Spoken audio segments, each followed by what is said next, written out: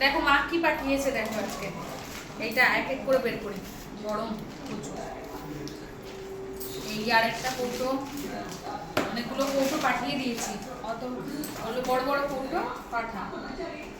লঙ্কা, এটার মধ্যে কিছু আছে নাকি? এই উপরটা খালি, নিচে আছে। ভালো জিনিস, সব খালি খালি জিনিস আগে বেরোচ্ছে। এই দেখো ফ্রাইড রাইস। আর এটা কি? আস্তে আস্তে চিকেন কষা।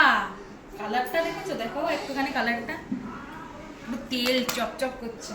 আর এটা কি আছে চলো দেখি। অনেক দূর থেকে এসছে, ওই জন্য এই কাঁচা লঙ্কা। এটা হচ্ছে আলু পোস্ত। এটা এটা একজন প্রিয় মানুষ, তার রেসিপি। আলু পোস্ত অনেক কিছু দিয়েছে দেখো। চলো খাওয়ার সময় আবার দেখাবো। হ্যাঁ।